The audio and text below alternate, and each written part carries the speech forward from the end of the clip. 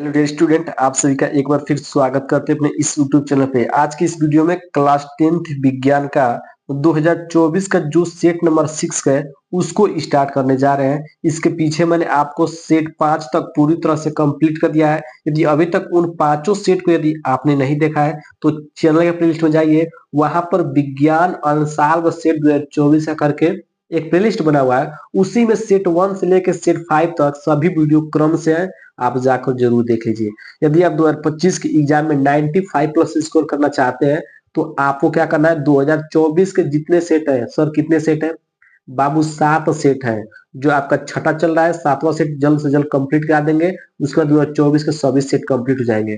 यदि आप उन सातों सेट के अच्छे से कवर कर लिया, सभी सेट के सभी प्रश्नों को आपने लगा लिया, समझ लीजिए और याद कर लीजिए, तो क्या होगा उससे आपका 95 प्लस स्कोर होने से कोई नहीं हो सकता है। सातों सेट आपके लिए रामबाण सिद्ध होने वाला है। तो आपको ये गलती नहीं करना है कि सातों सेट को नहीं लगाना है। ठीक है। सभी बच्चों का दिक्कत होता है विज्ञान के पेपर में, विज्ञान में उनका नंबर नहीं उठता है। उसका मेन कारण क्या है? उसका मेन कारण ये है, वो पिछले साल का पेपर सॉल्व करके नहीं जाते हैं, इसीलिए क्या होता है, उनका नंबर अच्छा नहीं आता है। ठीक है। तो आपको ये गलती नहीं करना है। 2024 के सातों सेट को अच्छी तरह से सॉल्व कर लेना है। इसके पीछे मैंने ऑलरेडी आपको 5 सेट करा ही दिया है। छठा सेट चल रहा है, 7वां सेट जल्द से जल्द कंप्लीट करा देंगे। ठीक है। तो चलिए वीडियो को स्टार्ट करते हैं। और वीडियो को स्टार्ट करने से पहले यदि आप हमारे चैनल पर पहली बार आए हैं तो चैनल को सब्सक्राइब कीजिएगा, वीडियो को लाइक और एक प्यारा सा कमेंट जरूर कीजिएगा। यदि आप सच में मेहनत कर रहे हैं 2025 एग्जाम के लिए तो आपको एक प्यारा सा कमेंट जरूर करना है, ताकि हमको पता चले कि वो बच्चा सच में मेहनत कर रहा है। ठीक है। चलिए सबसे पहले क्या करते हैं, इसके बॉयविकल प्रश्न को कवर कर लेते हैं। आप जानते हैं कि 20 अंक के आपके एग्जाम में 20 बॉयविकल प्रश्न आएंगे, जो आपको ओमार सीट पर क्या करना होगा, फिल करना होगा। ठीक है। तो खंड अ है, इसमें सबसे पहले उपभाग 1 के बॉयविकल प्रश्न आएंगे, जो आपके फिजिक्स से रहेंगे। ठीक है। तो पहला प्रश्न है कि निम्न में से कौन सा लेंस छोटे अक्षरों को पढ़ने के लिए उपयोग में लाना चाहिए। ठीक है। सबसे पहले आते हैं कि छोटे अक्षरों को पढ़ने के लिए हम लोग उत्तल लेंस का उपयोग करते हैं।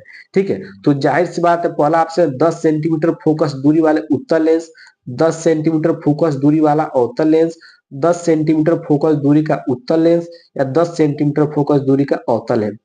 तो मैंने बताया कि छोटे अक्षरों को पढ़ने के लिए हम लोग अवतल लेंस का प्रयोग नहीं करते, उत्तल लेंस का प्रयोग करते हैं। तो दोनों ऑप्शन ऐसा ही क्या हुआ, कट गए। अवतल लेंस नहीं होता है। ठीक है। अब बात रहा कि 10 सेंटीमीटर फोकस दूरी वाला उत्तल लेंस लिया जाए कि 20 सेंटीमीटर फोकस दूरी वाला उत्तल लेंस लिया जाए, तो इसका राइट आंसर हो जाएगा ऑप्शन नंबर 1, 10 सेंटीमीटर फोकस दूरी वाला उत्तल लेंस लेना चाहिए। ठीक है। 10 सेंटीमीटर फोकस दूरी का उत्तल लेंस लेना चाहिए, ताकि हम छोटे छोटे अक्षरों का कर सके, अच्छे से पढ़ सके। तो ऑप्शन नंबर 1 क्या हो जाएगा, इसका राइट आंसर हो जाएगा। ठीक है। अब हम लोग बढ़ते हैं दूसरे प्रश्न। दूसरा प्रश्न क्या है कि तारों के टिमटिमाने का कारण है। बहुत इंपॉर्टेंट प्रश्न है, मोस्ट इंपोर्टेंट प्रश्न है। तारों के टिमटिमाने का कारण है प्रकाश का प्रकीर्णन, प्रकाश का परावर्तन, वायुमंडलीय अपवर्तन, या इनमें से कोई नहीं। ठीक है। तो तारों का टिमटिमाना किसका उदाहरण होता है बाबू, आप अच्छे से चैप्टर पढ़े होंगे तो आपका वायुमंडलीय अपवर्तन के कारण क्या होते हैं, तारे टिमटिमाते हैं। मतलब अपवर्तन के कारण क्या होते हैं, तारे टिमटिमाते हैं। तो ऑप्शन नंबर सी क्या हो जाएगा, इसका राइट आंसर हो जाएगा। आशा करते हैं कि प्रश्न ये भी आपको अच्छे से क्लियर हो गया होगा। अब हम लोग चलते हैं सातवें नंबर, तीसरे नंबर प्रश्न। किस पर? तीसरा नंबर प्रश्न क्या, आपका ध्यान से देखिएगा इसको। ठीक है। तीसरा नंबर प्रश्न करा बाबू कि उत्तल दर्पण द्वारा अनंत पर स्थित वस्तु का प्रतिबिंब बनता है। कौन दर्पण बाबू? उत्तल दर्पण। तो आप जानते हैं कि आप मान लीजिए, आपको ध्यान समझेगा इसको, यहाँ पर कौन दर्पण बना रहे हैं, ये आपका उत्तल दर्पण हो गया। कौन दर्पण हो गया? उत्तल दर्पण हो गया। ठीक। मान लीजिए कोई वस्तु कहाँ पर है, एक वस्तु है जो अनंत पर, कहाँ है, एक अनंत पर वस्तु है। ठीक। तो अनंत वस्तु है। ठीक। तो यहां से मान लीजिए एक प्रकाश किरण गई। ठीक है। तो इधर तो कलई किया गया है, तो प्रकाश क्या होगा, इस तरह रिफ्लेक्शन हो जाएगा। ठीक है। तो हम लोग मानते हैं, क्या करते हैं, इसको बरियाई से मिला देते हैं यहाँ पर। ठीक है। और मान लीजिए फिर एक यहाँ से किरण गई, क्योंकि प्रतिबिंब बनने के लिए कम से कम 2 किरणों की आवश्यकता होती है। तो मान लीजिए कि एक और समानता किरण गई। ठीक है। समानता किरण गई, इधर परावर्तन की इधर आ गई। ठीक। तो इसको हम लोग बरियाई से मिलाते हैं, तो प्रतिबिंब कहाँ बन गया, यहाँ बन गया। ठीक है। तो प्रतिबिंब किस आकार का बना, बिंदु आकार का बना। और कैसा बना, आभासी बना, मतलब बहुत छोटा बना और आभासी बना। जानते हैं कि उत्तल दर्पण का जब भी बात होगा तो प्रतिबिंब सदैव क्या बनेगा, आभासी बनेगा। क्या बनेगा, आभासी, वास्तविक नहीं बनेगा, क्या बनेगा? आभासी बनेगा। प्रतिबिंब कैसा बनेगा बाबू? आभासी बनेगा उत्तल दर्पण में, ठीक है। तो वास्तविक तथा बड़ा बिल्कुल नहीं, वास्तविक तो बनेगा ही नहीं, ठीक है। आभासी तथा छोटा, आभासी तथा बड़ा, वास्तविक तथा छोटा, वास्तविक का तो नाम ही नहीं है। अब रहा सर आभासी तथा छोटा या आभासी तथा बड़ा, तो आपको याद रखना है कि उत्तल दर्पण में वस्तु सदैव क्या बनता है? एक कदम छोटा, मतलब वस्तु क्या होता है? छोटा बनता है, बड़ा नहीं बनता है। तो जब अनंत पर रखा रहता है वस्तु तो क्या बनता है? छोटा बनता है, मतलब बिंदु आकार का बनता है, ठीक है। तो ऑप्शन नंबर बी क्या हो जाएगा इसका? राइट आंसर हो जाएगा आभासी तथा छोटा, ठीक है। जब वस्तु अनंत पर आता है तब क्या होता है? बिंदु आकार का बनता है, मतलब बहुत छोटा बनता है, ठीक है। तीसरा प्रश्न क्लियर हो गया। कह रहा है कि श्वेत प्रकाश को प्रिज्म से गुजारे जाने पर सबसे अधिक विचलन विचलन कोण वाला रंग है? पीला, हरा, नारंगी या नीला? तो आप जानते हैं कि इस तरह जब मान लीजिए प्रिज्म है, जब हम लोग कोई प्रकाश को इस तरह गुजारते हैं, श्वेत प्रकाश क्या करते हैं? इसे गुजारते हैं हम, ठीक है। तो इस तरह 7 रंगों का होता है, बढ़ जाता है इस तरह। आपने पढ़ा होगा इस तरह 7 रंगों में बढ़ जाता है। तो सबसे अधिक किस रंग का विचलन होता है? नीला रंग का। किस रंग का? नीला रंग का। ऑप्शन नंबर क्या हो जाएगा? डी इसका राइट आंसर हो जाएगा। सबसे कम किसका होता है? लाल का, ठीक है। ठीक, तो ऑप्शन नंबर डी क्या हो जाएगा इसका? राइट आंसर हो जाएगा, ठीक है। अब चलिए 5 नंबर प्रश्न करा है कि कॉलम 1 में दी गई मात्रकों का सुमेलन कॉलम 2 में दी गई भौतिक राशियों से सही विकल्प चुनिए, ठीक है। बहुत आसान प्रश्न है, आपने पढ़ा होगा, ठीक है। तो ओम, ओम किसका मात्रक होता है? ओम किसका मात्रक होता है? प्रतिरोध का। तो देखिए प्रतिरोध का है ऑप्शन नंबर बी, ठीक है। एक आ गया बी पर, ठीक। वाट किसका मात्रक होता है? आप जानते हैं कि वाट शक्ति का मात्रक होता है, ठीक है। तो शक्ति देखिए क्या है? विद्युत शक्ति, यहाँ पर ऑप्शन नंबर 3, मतलब 3 से मिला दीजिए, ठीक है। एम्पियर किसका मात्रक होता है? धारा का, ठीक है। तो कहा गया धारा पर। वोल्ट किसका मात्रक होता है? विभवांतर का, ठीक है। तो इस तरह आपका ऑप्शन नहीं कहा है। पहला का कितना?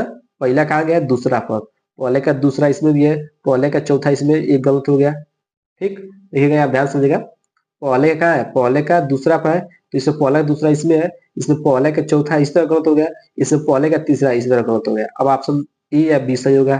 तो अब देखिए दूसरा किस पर गया है? तीसरा पर। इसमें दूसरा तीसरा पर है, इसमें दूसरा पहला पर, इस तरह गलती हो गया। तो ऑप्शन नंबर 1 क्या हो जाएगा इसका? राइट आंसर हो जाएगा। इस तरह मिला लीजिएगा। आपको मात्रक याद रखना है, मैं पहले बता दूंगा, इंपोर्टेंट प्रश्न इस तरह का है, ठीक है। और वो चलते हैं प्रश्न नंबर 6वें पर। प्रश्न नंबर 6 का रहा है कि आर व 2R प्रतिरोधों को दो तारों को पहले श्रेणी क्रम में तथा बाद में समांतर क्रम में जोड़ा जाता है। यदि दोनों दशाओं में कुल प्रतिरोध क्रमशः R1 तथा R2 हो, तब R1 तथा R2 का R1 बटा R2 का मान निकालना है, ठीक है। आर व 2R दो प्रतिरोध है। सबसे पहले इनको श्रेणी क्रम में जोड़ा गया है, फिर समांतर क्रम में जोड़ा गया है, ठीक है। तो श्रेणी क्रम में जोड़ा है तो टोटल प्रतिरोध R1 है, और जब समांतर क्रम में जोड़ा है तो टोटल प्रतिरोध क्या है? R2 है। तो R1 और R2 का अनुपात निकालना है। तो बहुत आसान प्रश्न है। चलिए मैं इस प्रश्न का करता हूँ, आपको सॉल्व करवा देता हूँ, ताकि आपको कोई भी दिक्कत समझने में न हो, ठीक है। ध्यान से देखिएगा इस प्रश्न को, ठीक है। चलिए देखिए, यहाँ पर आप लोग सॉल्व कराते हैं, ठीक है। दो आपको प्रतिरोध दिए गए हैं, ठीक है। कितने प्रतिरोध दिए गए आपको 2 प्रतिरोध दिए गए हैं, ठीक है। ठीक, एक आर है, एक 2R है, ठीक। सबसे पहले किस में जोड़ाता है? श्रेणी क्रम में जोड़ाता है। जब इन दोनों को श्रेणी क्रम में जोड़ रहे हैं तो R1 का मान कितना आ रहा है? श्रेणी क्रम का सूत्र क्या होता है?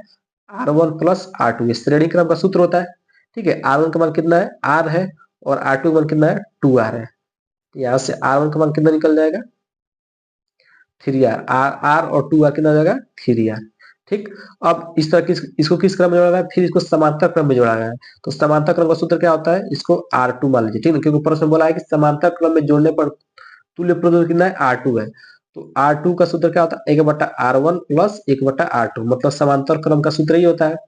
अब 1/R2, 1/R1, R1 का मान कितना दिया है? R दिया है, और R2 मान कितना दिया है? 2R दिया है, ठीक।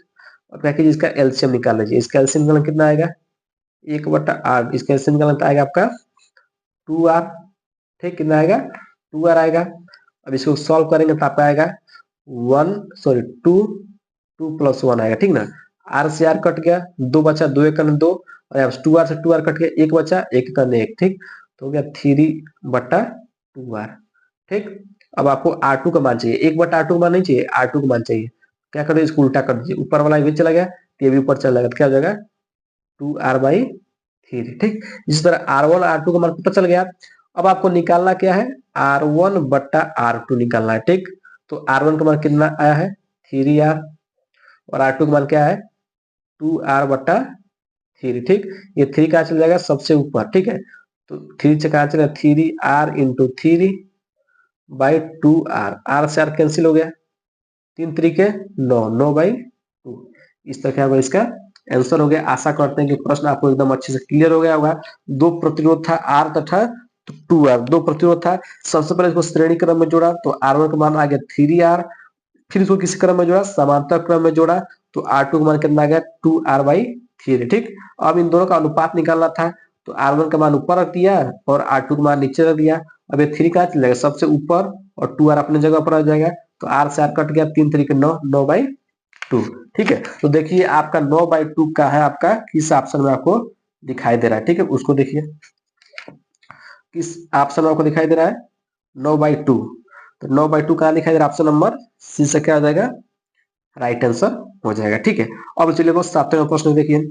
7वां प्रश्न है कि चित्र में दर्शाए गए इलेक्ट्रॉन पर चुंबकीय क्षेत्र में क्षेत्र के लंबवत प्रवेश करने पर आरोपित बल की दिशा होगी। ठीक ना, ये चुंबकीय क्षेत्र है, इसमें एक इलेक्ट्रॉन क्या कर रहा है लंबवत क्या कर रहा है प्रवेश कर रहा है। लंबवत मतलब देखिए लंबवत कैसे, यहाँ भी 90 अंश कोण बन रहा है, यहाँ भी 90 अंश, यहाँ भी 90 अंश, यहाँ भी 90। तो लंबवत क्या कर रहा है अंदर की तरफ क्या कर रहा है प्रवेश कर रहा है। ठीक है, तो इसकी जो बल की दिशा बाईं ओर होगी या दाईं ओर होगी, या कागज के तल के लंबवत नीचे की ओर होगी, या कागज के तल के लंबवत ऊपर की ओर होगी। ठीक है, तो इसका राइट आंसर क्या हो जाएगा, इसका राइट आंसर हो जाएगा कि जब भी चुंबकीय क्षेत्र में इलेक्ट्रॉन किधर इधर जा रहा है ना, तो इसकी जो बल की दिशा किधर होगी बाईं तरफ, किधर हो जाएगी बाईं तरफ हो जाएगी। ऑप्शन नंबर 1 क्या हो जाएगा इसका राइट आंसर हो जाएगा। तो इस तरह हमने उपभाग 1 के जितने विकल्प प्रश्न क्या कर लिया है कवर कर लिया है। अब अगले वीडियो में क्या करेंगे उपभाग 2 के पूरे विकल्प प्रश्नों को कवर कर लेंगे एक एक पॉइंट के साथ। ठीक है, तो चलते मिलते अगले